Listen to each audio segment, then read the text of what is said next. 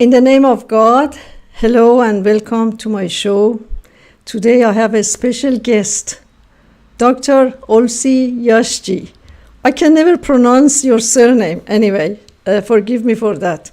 Okay, Dr. Olsi Jazexhi is assistant professor in history at International Islamic University of Malaysia and specialized in MEK, residing in Albania, the so-called terrorist organization who has implemented many terrorist actions in Iran, and we call them munafiqin. Dr. Olsi is a skillful political analyst of our time outside Iran. I admire his knowledge about MEK, Mujahideen Khalq. It is known that MEK is supported by CIA, Mossad, and other hostile European governments such as France. So for 1.5 years ago, we heard that their leader, Maryam Rajavi, was seriously ill and hospitalized. There were rumors that she was dead. Apparently, this is not the case. It seems like that she's still alive. In this interview, we are gonna cast light on MEK and their activities today. They reside right now in Ashraf 3 camp in Tirana in Albania. And Dr. Olsi Jazexhi, he is originally a citizen of Albania, right now residing in Malaysia. In 2003, the Albanian police broke into their camp and confiscated all of their electronic devices and also arrested some of their members. So this is what I know about them, and in this interview I'm going to ask some questions, and Dr. Olsi Jazexhi is going to answer. I welcome you and thank you so much, Olsi, for accepting my invitation to this show. Thanks a lot. And my first question to you is Maryam Rajavi alive?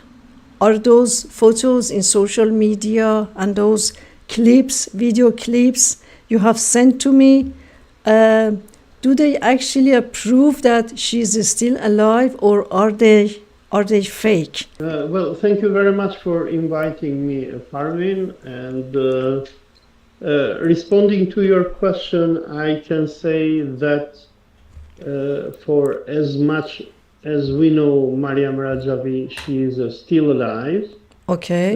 We have seen a video of her which was released by the Mujahideen website 2 days ago, where she organized, like she always does, the so-called second Free Iran 2025 conference for regime change. Mm-hmm. Okay. And we have seen Rajavi in the presence of a number of European mercenaries and people who serve to the Rajavi cause and who are on her payroll. So we do not have a reason to suspect that she is dead. Okay. So she's alive and she is active. How about Masoud Rajavi, her husband? I heard rumors that he is still alive and he's hiding somewhere. Is that right, or this is just fake news? Well, we do not know if Masoud Rajavi is alive or not, since, as you know, the Mujahideen cult, they are very secretive. They do not reveal many of their crimes that they commit. But for as much as we know, especially from defectors from the cult, and as you might know, in Tirana, Albania, there are many people who have defected the cult, and they have escaped into freedom. And from their testimonies, we don't see any sign that Masoud Rajavi is alive. But Maryam Rajavi claims that he is alive, and what defectors tell to us is that the Rajavi cult, which is headed by his second wife, who is Maryam Rajavi, they use a lot of deception, and among others, they keep a kind of mystery about whereabouts of Masoud Rajavi, and they tell to their slave soldiers that Masoud Rajavi is alive and he will come back, and with him we're going to liberate Iran, and stupid things like this. But we do not have any proof that he is alive. And what we can say with certainty is that most probably he is dead, and he died a long time ago. Okay, you're right that these organizations, they are very secretive. Yes, my next question is that Albanian government, they broke into Ashraf camp what's it, in 2023, something like that. And they confiscated all of their electronic devices. My question is that, is it because they were really afraid of the activities, the terrorist activities and cyber activities MEK has had, or is it because that the US government stopped supporting them financially? Because you know better than me that Albania was actually ordered to take care of this terrorist organization. So I'm just wondering whether the US government has stopped supporting them, and therefore the Albanian police, they broke into Ashraf camp and confiscated their equipment and also arrested some of their members. And what has happened to those guys, and what was the real reason behind this attack? So I have open here for your viewers an article from Radio Free Europe dated 21st of June 2023. Can you see the article? Yes. Okay, so this article is one of the many articles which were published in the time. I also made a number of interviews and articles about the police raid. So what was the reason and why, as you can see here, it says US voices support for Albanian raid on camp for Iranian dissidents.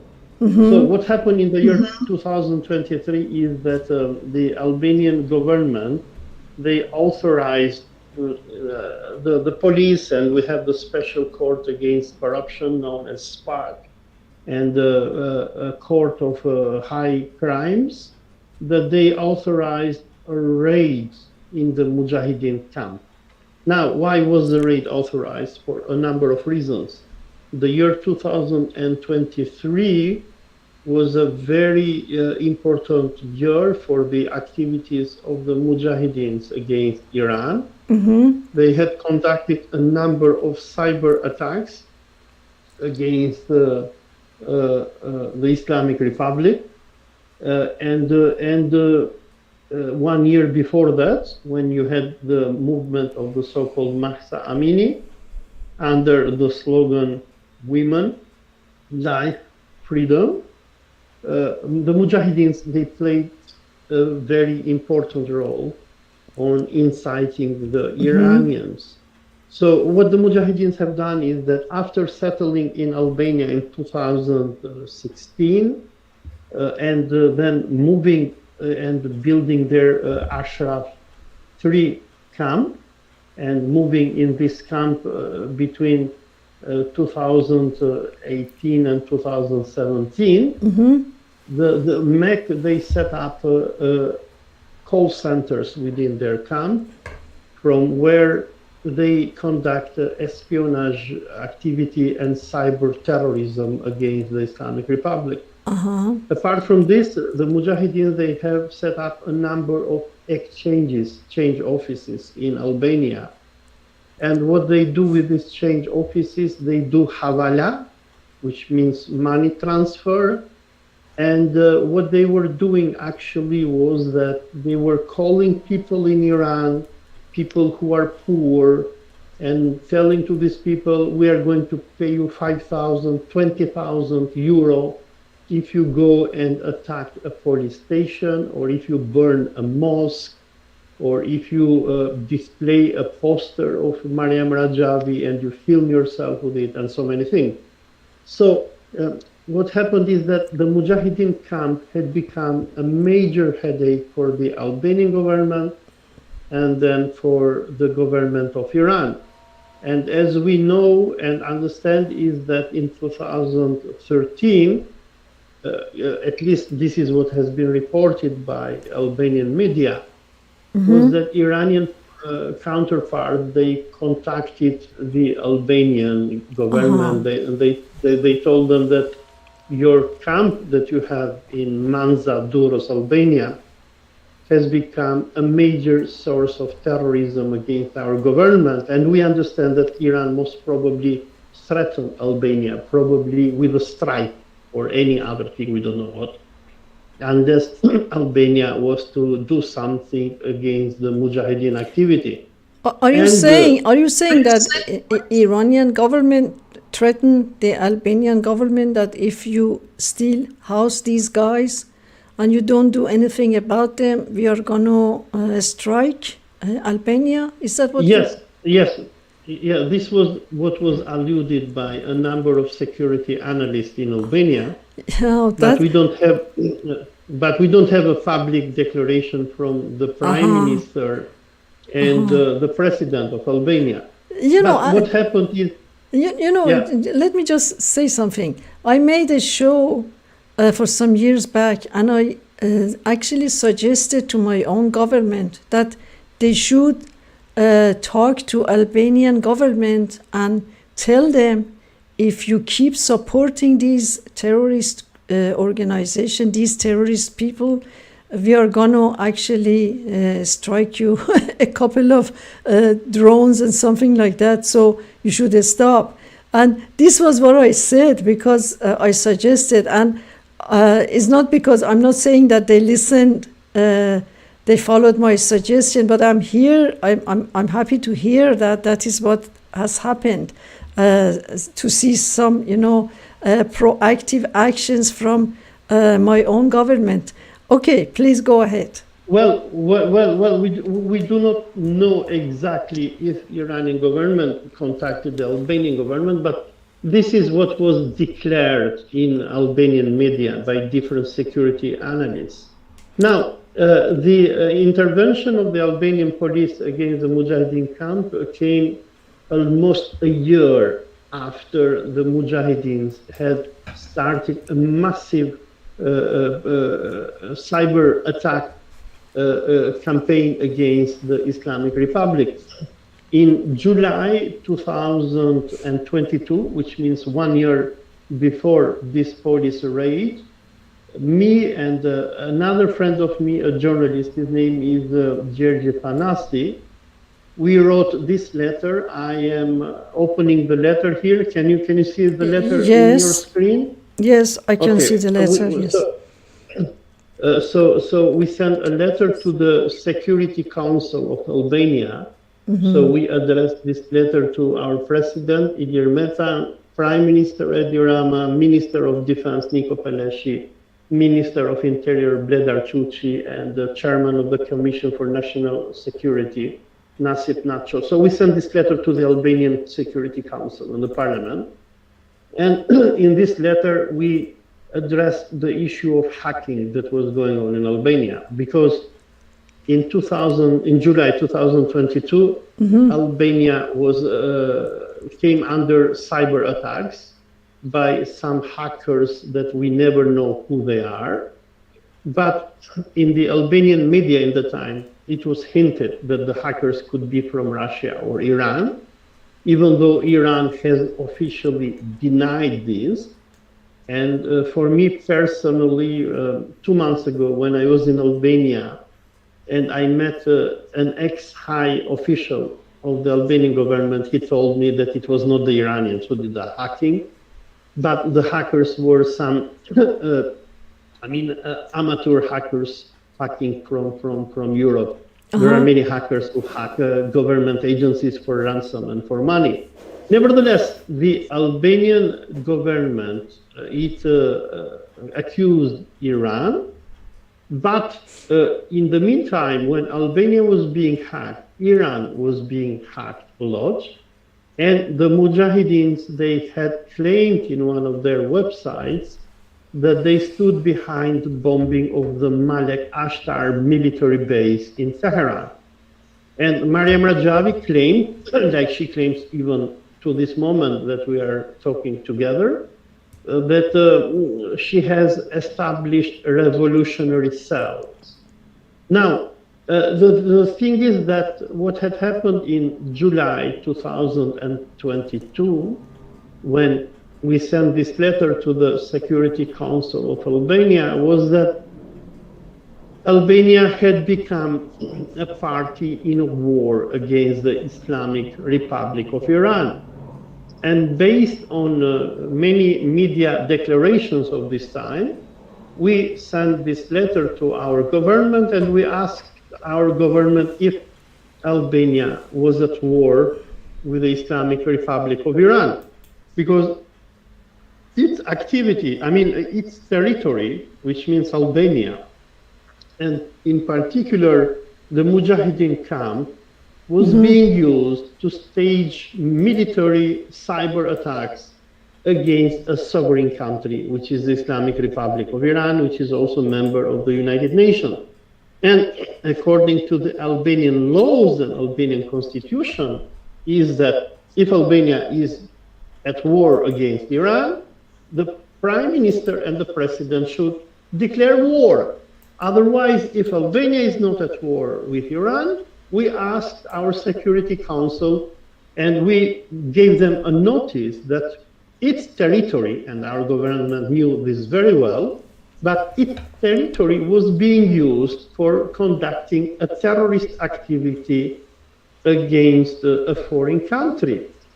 And we offered our expertise to our parliament, and as you can read probably here at the last paragraph, we were saying as experts of Iran, Albanian patriots, and distant followers of the US-Iran nuclear issue, we are ready to offer to your excellencies our expertise and testimonies about the Mujahideen activity in our country, the threat that it poses to our national security, and the policies of Albania's ally, the United States, and in the Vienna nuclear talks with Iran.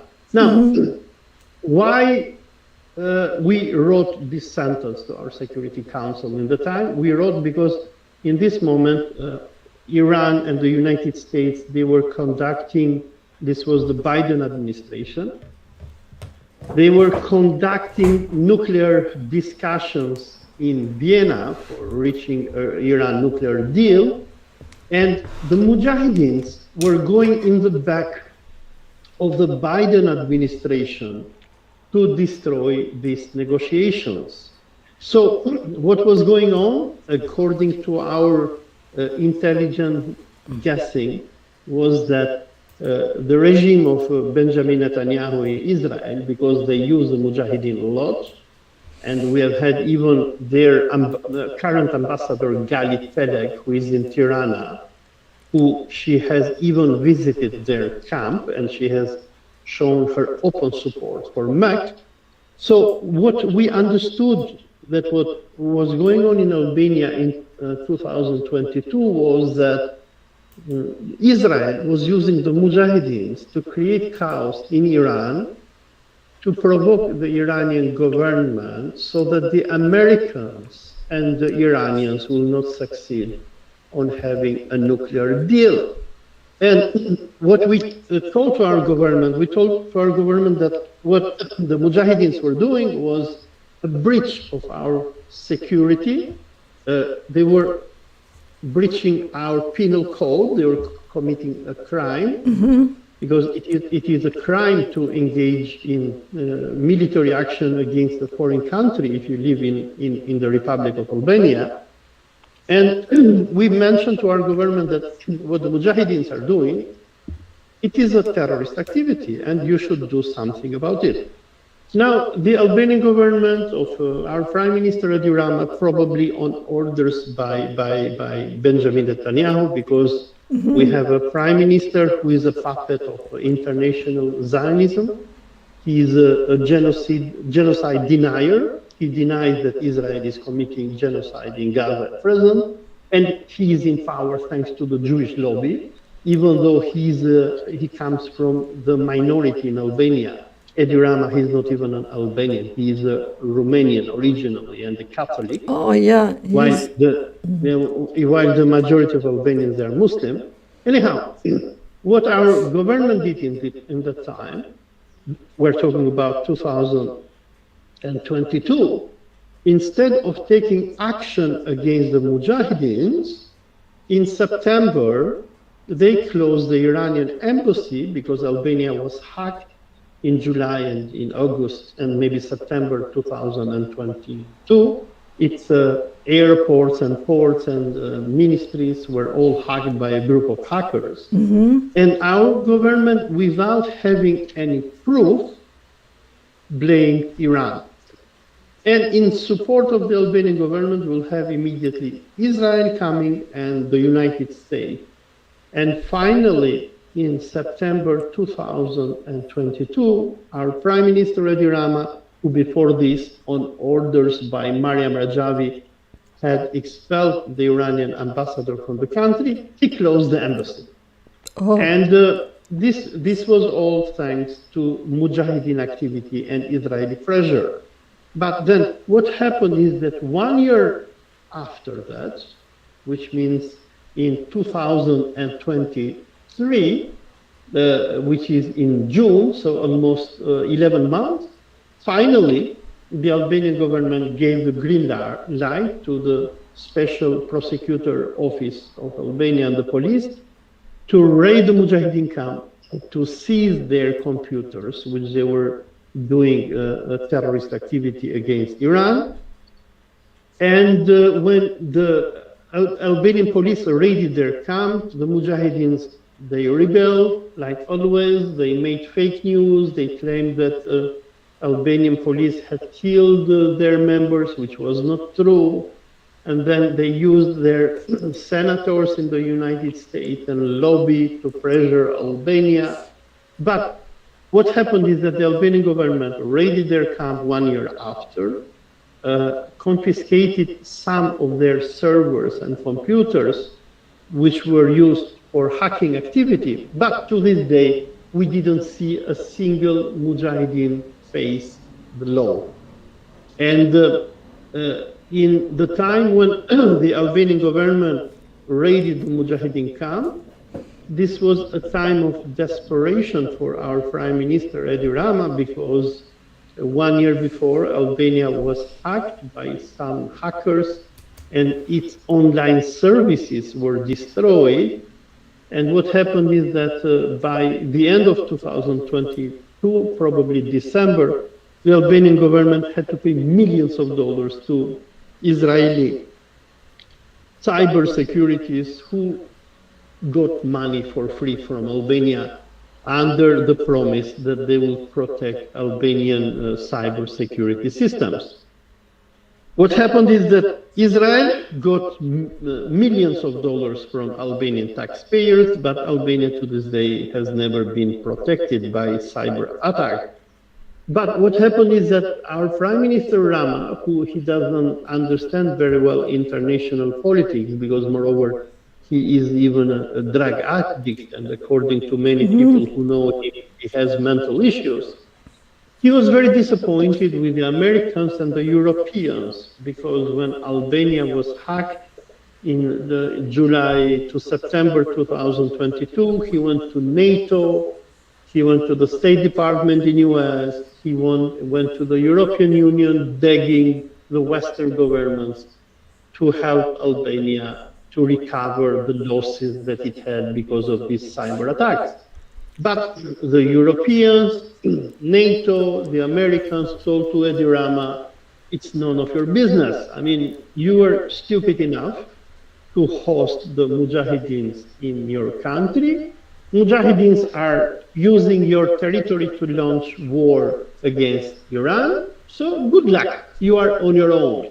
So he was left very disappointed, and the Americans told him very openly. We had an American ambassador in the time, Yuri Tim, a very notorious Zionist and anti-Islamic ambassador, and she told our prime minister very openly, look, when Albania agreed with the United States during the presidency of Obama in 2016 to bring the Mujahideens in the country, the agreement was just to host them, but not to allow the Mujahideens to conduct a terrorist activity.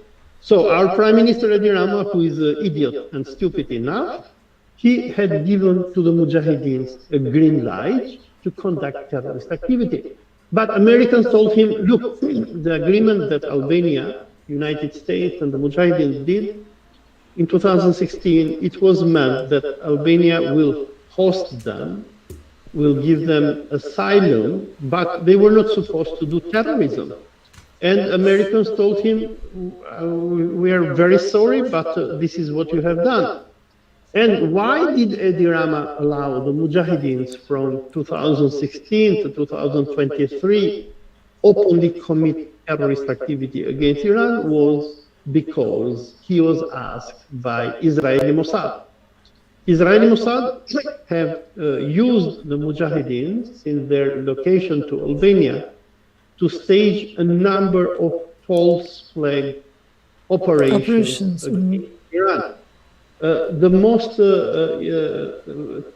vicious of this false flag operation was in the year 2018, when the Mujahideens claimed that Iran was about to conduct a terrorist attack against them inside Albania. Now, me and my friend Georgi Tanasi, who we investigated this case, we found out that there was no Iranian attempt to commit a terrorist attack against the Mujahideens, but all the claim was staged by Maryam Rajavi, who, because in 2018, in March, in Albania, we had a congress about Imam Ali, where two journalists from Irib were invited by the Bektashi community. And because Maryam Rajavi, from the time that she has come to Albania, she has turned Albania into a no-go zone for Iranians, she called probably the Israeli embassy or the US, claiming that these two journalists, they were terrorists who had come to Albania to assassinate the Mujahideens. Albanian police, they arrested the two Iranian journalists. They didn't find anything suspicious on them. They were publicly journalists and they were allowed to go back home. But what MEK did is that MEK, because they are specialized on lies and manipulation, yes, they produced a fake news claiming that Iran had sent two suicide bombers to kill them. And this news was taken by Mike Pompeo, because in this time we had Donald Trump still being president of America. And the Mujahideens had managed through Mossad, Israeli lobby, to somehow recruit Mike Pompeo and the deputy president of America, Mike Pence, two evangelical Zionist Israeli first lunatics who it seems that Netanyahu had convinced them to, in a way, use MEK and Albania in order to stage provocations against Iran. But now what happened is that in 2023, when we had the Biden administration, the policies of the first Trump administration, which during the first Trump presidency, we had the evangelical Zionist Mike Pompeo and Mike Pence were manipulating Trump. Now, when Biden came, Americans told to Rama, look, we have nothing to do with these idiots. So if they are harming your national security, is your business. So you deal with them. So what happened is that in June 2023, finally Albanian police and special court raided their camps, took many materials that the Mujahideens had in their servers against the Islamic Republic, but these materials have never been presented to the court, and to this day, not a single Mujahideen has been sentenced. Okay. So what is Albania doing? Albania is doing a double game. In one hand, it has, in a way, threatened the Mujahideens, told them, look, you shouldn't do open activities against Iran, because Albania is a puppet state, it's a banana republic, is a state of almost 2 million inhabitants, citizens. It's a very small country. And its main export to the outside world is drugs and prostitution. Many officers of our prime minister, they are in jail now because of corruption and drug smuggling.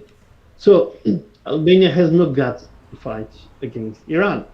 So what has happened is that our prime minister, by sending the police in June 2023 to raid the Mujahideen camp, he in a way gave them a signal that, look, and he said this openly, he told them, we are going to host you, but you are here to be hosted and not to conduct the terrorist activity. But he hasn't implemented the law, because from 2016 to 2023, for 6 years, MEK was openly staging terrorist attacks against the Islamic Republic. And in particular, in September 2022, when you had the riots of Mahsa Amini in Iraq, yes, MEK spent millions of dollars paying Iranian traitors, mercenaries, money to go and attack their state institutions, schools, mosques, killing police and military and other civil servants in order to create chaos in Iran. So for the crimes that MEK has conducted in Albania from 2016 to 2023, according to Albanian penal law, Maryam Rajavi should minimum get a life sentence. But what is happening is that our government, our prime minister, who is a puppet of international Zionism, and he needs the Zionist lobby. The Zionist lobby loves him very much, and he has even called on the Zionist settlers to come and settle in Albania and turn Albania into a second Palestine. So the Zionist lobby, they protect him, and in the meantime, they also protect the Mujahideens. So from 2023, Mujahideens from their camp, they still commit terrorist activities against the Islamic Republic, but not as open as before June 2023, when they had turned Manza. Manza is a town near the county of Durres in Albania, where the Mujahideens, they have their Ashraf 3 camp. Until June 2023, they had turned Ashraf 3 into the Mecca of terrorism. So you had retired Western politicians, people from the ex-Prime Minister of Canada, Harper, to mercenaries like John Bolton and others, who all were coming to Albania. They were being paid huge sums of money to make anti-Iran declarations and to scream for regime change. So what has happened is that since June 2023, the Mujahideens are not allowed by Albanian government to organize massive conferences for regime change against the Islamic Republic. And these conferences now are being organized in Paris, in France, and in Germany, where, as you can understand, France and Germany, they are in a way hosting the terrorist activities of Maryam Rajavi as part of their proxy and hybrid warfare against Islam, Palestine, and the Islamic Republic of Iran. Okay, it seems like that the Albanian government is a very good friend of the child killers regime and also a subservient to CIA and Mike Pompeo and all the gangs. So a question, what is the population of Muslim population in your country, in your homeland today? I don't remember. The population, Muslim population of Albania is 70%, more or less. But the problem is that Albania is not a democracy like Iran is. So in Albania, we do not have free and fair elections. And the Muslims, even though they are the majority, they are not allowed to participate in democracy as they should and to elect their own leaders. What happens in Albania, unfortunately, is that elections are being stolen, and we have a minority in power, the minority run by government, run by our Prime Minister Rama. So there is no accountability. So we have a mafia-run state, unfortunately. Is that the reason why you moved to Malaysia? Because the situation in Albania is not pleasant for Muslims? Or actually the political situation? Yeah, the reason why I'm in Malaysia is because my life is not safe in Albania. I was expelled from my university on orders of the Prime Minister in 2019. And I am an enemy there of the regime because I denounce the Mujahideens. And the Mujahideens, they attack any person who dares to reveal their crimes. And I have been personally attacked by the Mujahideen gang, and not only me, there are a number of other Albanian journalists, including my friend Jazexhi. They have even written to the Ministry of Justice of Albania. And in 2019, I was even placed under investigation after the Mujahideen complaints. But the good thing is that we never break the law, so we are within the law. And since we are within the law, our government cannot do anything to us. But what our government does, it is that they harass us. So when I was active in Albania and I have published cases of illegal imprisonment and torture that Albanian government was doing against Iranian defectors. We had people like Ehsan Bidi, Hassan Hirani, and others who were locked in concentration camp. I have to repeat Oh, no. Detention centers without a court order. And we had one guy, his name is Ehsan Bidi. He was kept for 2 years in a detention center. Oh, no. Only because Maryam Rajavi hated him because he was very active in media. He was interviewed by BBC, Al Jazeera, many Western medias. And because these people who were ex-Mujahideens were contacting the Western medias and revealing to them the human rights abuses that happened within the Mujahideen camp, Mujahideens, they asked Rama's government, and his government simply detained these people without a court order.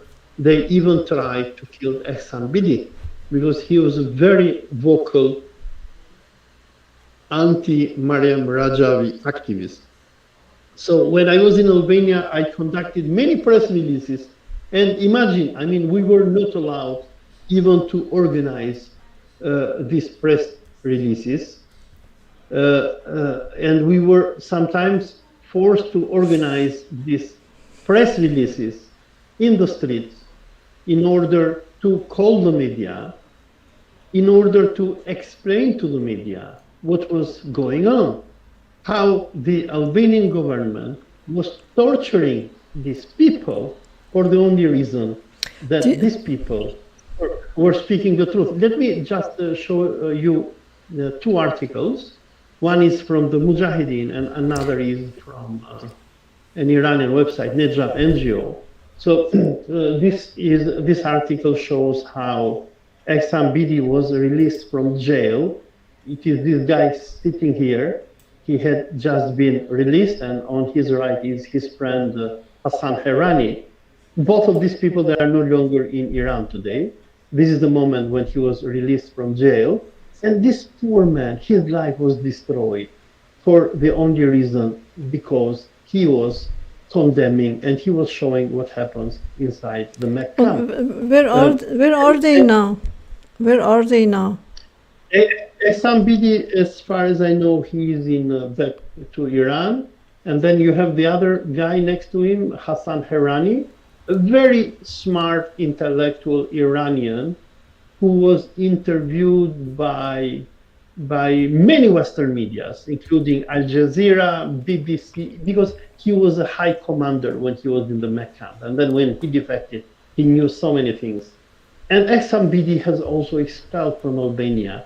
Poor Ehsan, in 2023, if I'm not wrong, he was also illegally detained. He even went in hunger strike. And finally, he was expelled illegally from Albania. Right now, Hassan Herani, he is in Greece working construction. Very, very, very, I mean, very tragic end of these people. But this is what MEK did. And look what MEK was doing. They were using their website, the National Council of Resistance of Iran, labeling these people as agents. Look, one of their articles. Ehsan Bidi, the Iranian regime intelligence agent, officially expelled from Albania. These criminals. Fake news, yes. They were, I mean, but they were very successful. No, they were very successful because through their fake news, they managed to destroy the life of these people who were revealing to the world what Mujahideens were doing. And this Ehsan Bidi, he was a public personality. He went and he was interviewed by many medias. But what MEK was doing is MEK was only spreading fake news. Look, the articles of MEK against Ehsan Bidi has been published until up to Macedonia. You know what the Mujahideens do? When you speak against them, they make you an Iranian agent. This is a poster of Ehsan Bidi where they depict him as an Iranian agent. And they go and contact the medias and they offer them money. They offer huge sums of money for you to publish fake news. So what they do is they conduct character assassination. They have even accused me and my friend Jerry Thanasi of being Iranian agents and so many other lies. The only reason is because we speak up and we reveal to the world what a criminal cult the Mujahideen al-Halq organization is. I mean, MEK breaks the law. I mean, we do not care what MEK has done to Iran in 1980s, 1990s. Let us forget that. We care about what MEK is doing now in Europe, and in particular in Albania. They're breaking the law. They are harassing, they are persecuting their own members And they have turned Albania into a no-go zone. And by the way, Parvin, I just want to appeal to your Iranian and Canadian public. Yes. If you are a naturalized Iranian American or Iranian Canadian, please do not visit Albania. We know many stories of Iranians who are Germans, who are Canadians, who are Americans, who when they come to Albania, they are not allowed to enter the country. And even if you are allowed to enter in the country, the first moment that you enter in our airport of Rinat in Albania, a copy of your passport goes to the Mujahideen camp. And the High Command of Maryam Rajavi. So you are saying, you're actually saying that Mujahideen Khalq has taken over a country like Albania, the whole juridical system, the whole government, ministry, everything? Is that what you're saying? Yes. So when it comes to Iranians, they have the ultimate say. So let us say you, Parvin, you are an American, for as long as in your passport it is written that you were born in Iran. At the moment that you enter in Albania, your passport will go to the Mujahideen camp and probably to Israeli embassy. And MEK is going to vet who you are, and you shouldn't be surprised if in your hotel you have come to Albania for holiday. Look, even if Reza Pahlavi comes to Albania, I bet that he is going to be detained in Albania and probably even expelled. Because Israelis have asked Prime Minister Rama that no Iranian should be allowed to step in Albania. And not only Albania, even Kosovo, by the way. I was talking one day to one immigration agent in Kosovo, and she was telling to me stories of Iranian German citizens who had come to Kosovo for tourism, who have been turned, yes, they have been turned back because look what Maryam Rajavi very successfully has done, of course, with the support of Israeli embassy. Rajavi has declared every Iranian to be an enemy of the cause.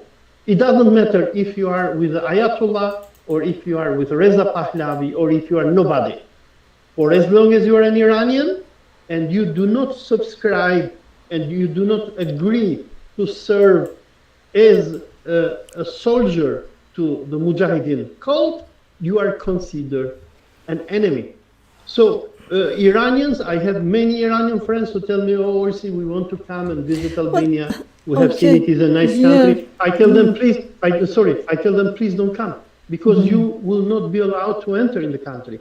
You can go and visit Greece, you can go visit Italy, you can visit France, you can visit Western Europe, but not Albania and Kosovo. Why? Because Maryam Rajavi, she suspects that every Iranian is her enemy, because Maryam Rajavi is the enemy of the Iranian people. So why don't you, there is something I don't understand about my own government. You know this, you know all of this, and you have been researching about MEK for a long time, and you are one of the best on the subject of MEK. How come they do not actually accuse the Albanian government, or they do not threaten them to send a couple of drones to this Ashraf camp? Because these guys are dangerous for humanity. They are dangerous for Albania. Naturally they are dangerous. And also they are dangerous for their own members. Many members, they manage to escape from this camp, from Ashraf 3 camp, and they are telling horrible stories, how they have been tortured and actually kept in prison like a prisoners. It would be a human step forward for Iranian authorities to actually demolish these guys, this camp. Why they do not do it, I don't really understand it, because I guess they will do a favor to Albanian government if they do so. It seems to me that Albanian government cannot actually manage these guys, cannot stand against these guys. Either they are under, they are subservient to CIA, or for any other reason, but they are dangerous for Albanian people like yourself. It seems to me that you escaped from Albania, your own home country, because of these guys. The Mujahideen, they are very dangerous. They harass people like me.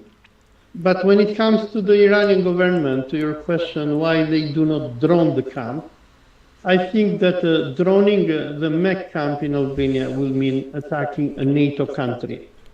So I do not think that Iran is going to enter into war with NATO.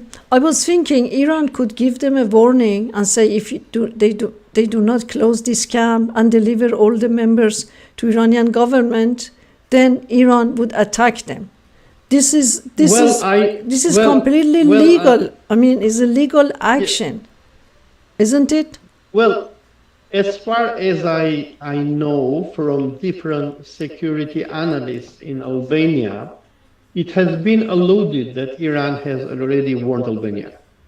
And we have from June 2023 that MEK is not allowed to publicly attack Iran from Albania.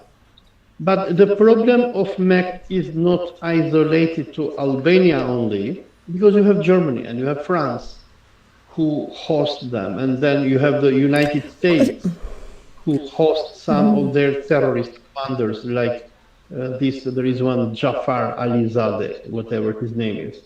So the problem of MEK is a European and Western problem, because you have many Western governments who they are colliding with Israel in supporting these terrorists.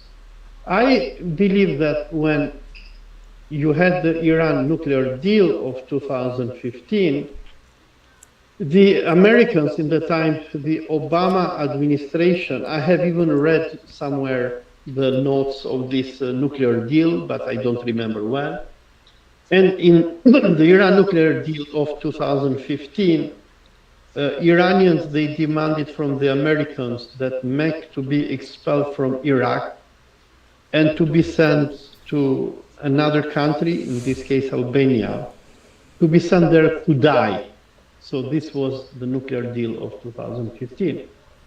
But what happened is that with the coming of the evangelical Zionist Trump presidency in 2017, we had evangelical Zionists like Mike Pompeo and Mike Pence, who they were approached by Israeli Mossad, and they weaponized MEK. Because when Mujahideens came in Albania in 2016, they were remaining quiet. They were not doing much troubles. But they were turned into suicide bombers when the Trump administration came, and in that time, Israeli Mossad and Netanyahu probably gave the order to reactivate them. So what I understand is the Iranian philosophy behind MEK is that I think that Iranians were very happy when MEK was expelled from Iraq to Albania, because when they were in Iraq, they were just crossing the border and killing people. So the physical distance was much larger when they were sent to Albania. And the Iranian party was expecting that Albania is going to host them and let them die, because as you know, many of them, they are very old, and many of them, they suffer from different diseases. But what happened is that Americans, they didn't keep their promise, and when Trump destroyed the Iran nuclear deal in 2017, everything was open and MEK was again put into action. I would like the Iranians who are conducting their second nuclear deal with the Trump administration, and I suspect that this should be one of the points of discussion in Oman, I would like the Iranians to demand again from the Americans the dismantling of MEK. Because, look, when Mujahideen came to Albania in 2016, and when they were just thrown to die there, I think for Iran it was a major achievement because they got rid of this terrorist organization which was sitting next to its border. The problem started in 2017-18 when Trump came and they rebuilt the paramilitary camp, Ashraf. Yes, Mike Pompeo and Mike Pence, they were supporting them, they were financially supporting them. Yeah, but not. I don't think America financially supported them. Probably their funding came from United Arab Emirates and Saudi Arabia. But so the problem with MEK started when the first Trump administration came, and when they, in a way, probably ordered Albania to allow them to build a paramilitary camp, because in 2016. The organization was having major crisis. It was dismantling. We had like 500 people who left MEK because the Mujahideens, they didn't have the camp.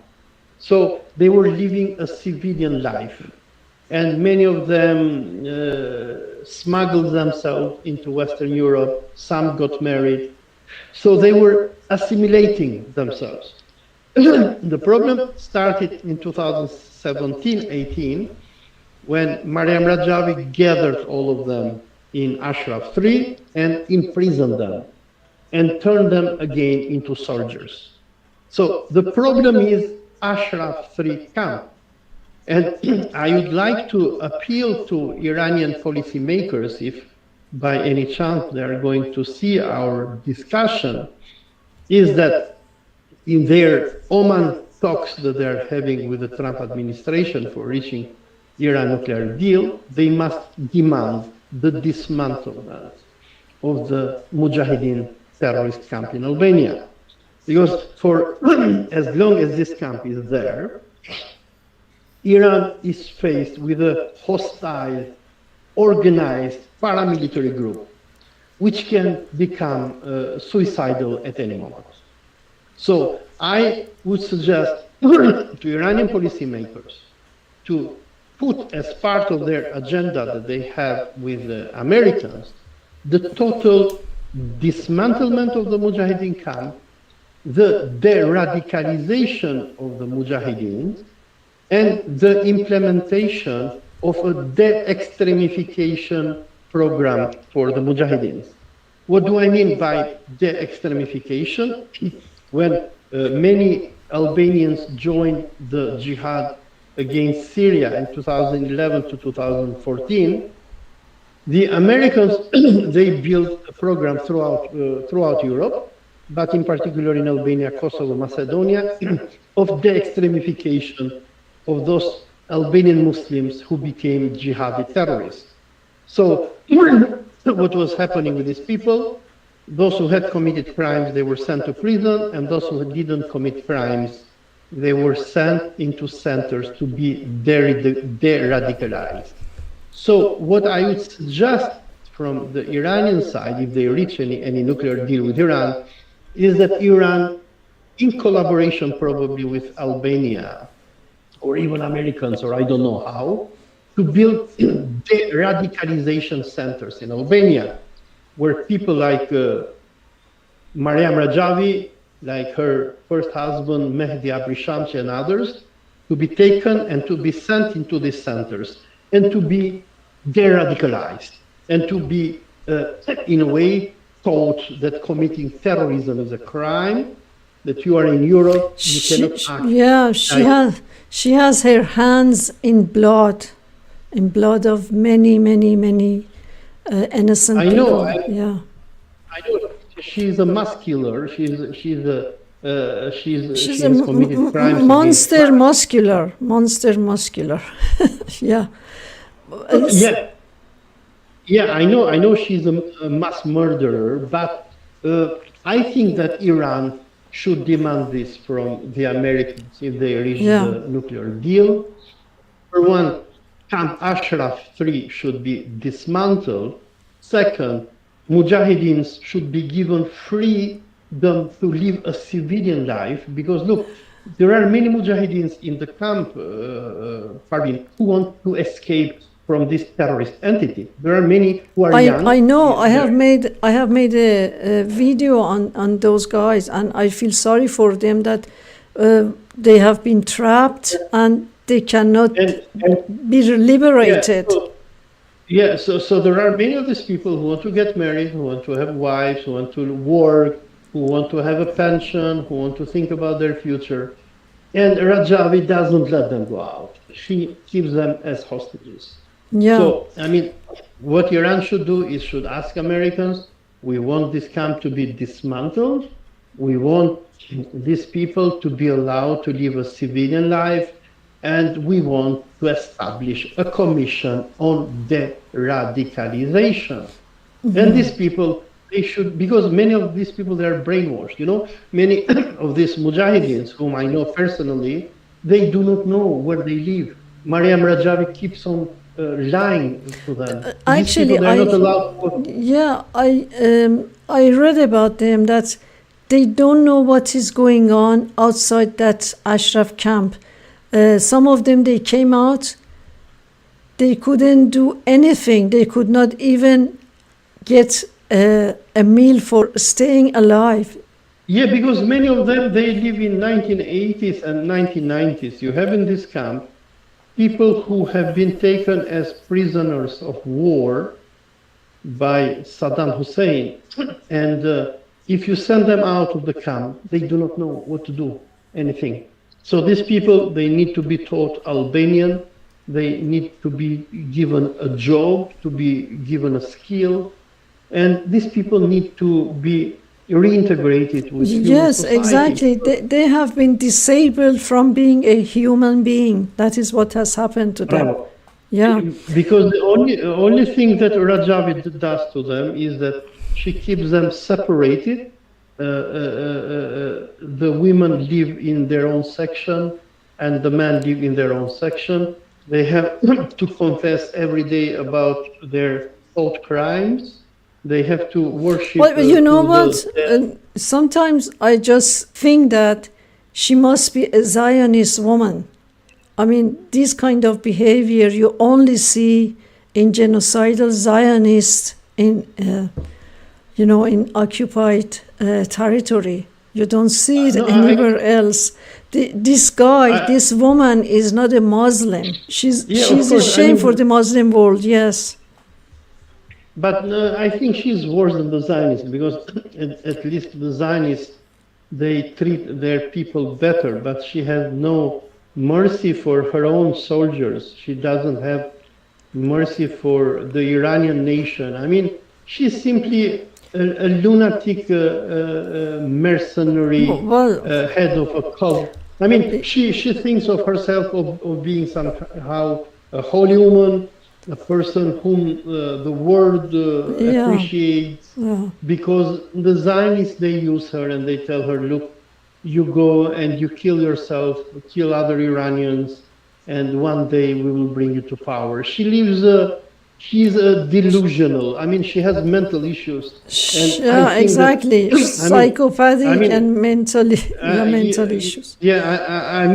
I think she needs to be locked in a mental institute and to receive psychological treatment, because I think there is something wrong with this woman. And you can say that even if you see from her face, she probably have very strong nervous breakdown, and she has issues, and she needs a medical. Anyway, she needs to be locked. She needs to be locked in a medical institute. Yes. How many members do you think they have at this point in time? Well, it is very difficult for a number of reasons. I want to give some example for your viewers. Number one is according to the agreement that MEK had with Albania, and I don't know what is this agreement, MEK has, or Maryam Rajavi, she has full rights over her members. So Oh no! what is their number? Slavery. Yeah, it is slavery. So what is their number? We do not know. Okay. Albanian institutions, even if there is an institution which exactly knows their number, sometimes we read about 2,400, but we have to take here into account that many of them are dying. So how many of them are dying a year? Probably 200, 300, I don't know. They have a very high number of deaths. So we do not know their exact number, but I would guess they probably will have around 2,000. Okay. Number two is according to Albanian law, when a person dies, a police inspector have to come to check the cause of your death, and you have to have a medical check, and you need to have a doctor to come who is going to make analysis about your death.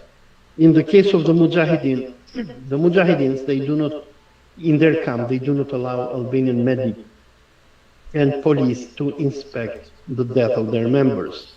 So we suspect perhaps they kill some of the members, they poison them. So we suspect that a number of their members have even been openly killed by the Mujahideen, because they have their own laws there.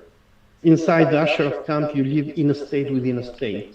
So they have their own prisons. So I was told by defectors that if you defect, or if you don't obey to your commanders, they can lock you in cells. So they have prisons there, which is totally illegal according to Albanian law. So when it comes to their number, we do not know exactly, but we presume around 2,000. Now, since, if I'm not wrong, the beginning of this year, when Rajavi, she organized one event in Paris, Rajavi has started to again show her Mujahideens from the Ashraf camp, because until last year, before coming of Trump, Rajavi was afraid even to reveal her members in the camp. But now that Trump has come to power, when she is doing her ceremonies in congresses, whatever she calls them, in Paris or in Berlin, she is ordering their members to go in some... Yeah, I saw a clip on that, So their members are being taught to dress with jackets and to clap, and she is showing again that she still have a massive number of followers who are ready to fight and die for her. So what Rajavi is doing now,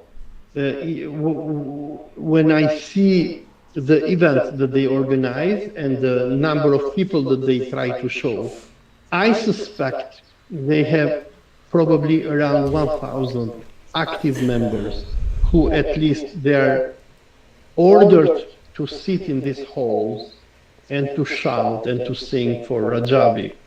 So, but the exact number we never know, but what we know is that since the coming of Trump, Maryam Rajavi is using a lot the Zionist lobby in the United States in order to convince the Americans to allow them to be part of operations against the Islamic Republic.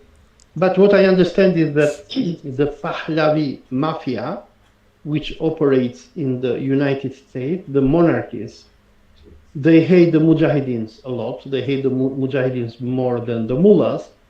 And it seems that the Pahlavis, they are putting a lot of pressure on US government and even on Israel to not weaponize the Mujahideens. So there is a kind of cold war going on in this moment between the Mujahideens and the Pahlavis. And the war, as you can understand, is about financing, who will get more money from Saudi Arabia, and United Arab Emirates. You know that the Saudi Arabia, they send 70 people to Iran for cooperation, or it's trade cooperation or security, whatever. But all of it is fake. Yeah, they do send people, but the Mujahideen camp still is running. And if we presume that Maryam Rajavi has in this moment around 2,000 active members in her camp in Albania, and the minimum cost for each member will be 500 euro, it means that every month Maryam Rajavi, she has a budget between 1 and 2 million euros to run the camp. So you are looking at about 12 to 24 million dollars that Rajavi needs every year to run her camp in Manza. So this is a huge money, and only a state government can provide you that money. Israelis, they will never give money to Rajavi, because Israelis, they don't give money to themselves. So most probably the money that MEK receives should be comes coming from Saudis or Emiratis, because I suspect if the German or the French government will provide them with any money. No, okay. My last question, very short. How come you have been interested to dig into this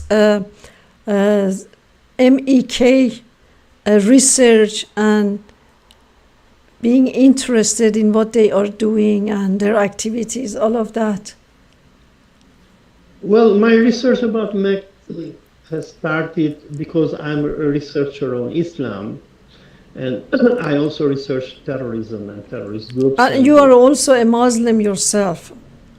I'm a practicing Sunni Muslim. Yeah. And I was shocked when Americans and Israelis and Saudis, they radicalized Muslims against Syria in 2011, sent them to commit terrorism in Syria. Daesh, and yes. Later, Daesh, and later these Muslims were killed or declared terrorists. So when Albania hosted the Mujahideen in 2016, I became very interested on this new group, because I knew what was going to come. I mean, because from my experience with Daesh, and I have followed many Daesh members and how they were radicalized and so forth. So the Mujahideen, they are the other face of Daesh. So America uses them, then declares them terrorists. Then when it needs them, like it did now in Syria with Ahmed al-Shara, I mean, the president of Syria, the so-called Abu Muhammad al-Julani, yes. I mean, he is another copy of Maryam Rajavi. He used to kill people, to send suicide bombers and kill Muslims in mosques. So he was a terrorist. He was wanted by Americans. He had $10 million on his Exactly, head. yes. And then when the Americans and Israel needed him to go against Assad and Palestinians, they made him a hero. They made him a president of Syria. So I am very interested on studying these terrorist cults, how they function, how they manipulate Islam, how they kill innocent people. Yeah. And even how they serve to Zionism. Exactly. But I admire your interest for humanity and all the knowledge you have about MEK and all these terrorist actions they have done. Thank you so much, and God bless you. This is my job. I'm teaching history of the Middle East, history of Palestine, history of Zionism. So I live by teaching the stories of Mujahideen. That's good. That's a good way of living. This is what we call it a halal, non-halal. You speak some Farsi. You were saying Mark Rajavi. Yeah, no, I know only a few words when I listen to Iranians. I know like Merkberg, America, Merkberg, Israel, Merkberg, Rajavi, I know what is that? Jumhuri Islami. I know few words. زنده باد جمهوری اسلامی ایران. بله. Okay. Thank you so much for this interview, and we will continue. Thank you so much. Have a pleasant day. Inshallah. Khuda Hafiz. Inshallah. Bye bye. Khuda Hafiz.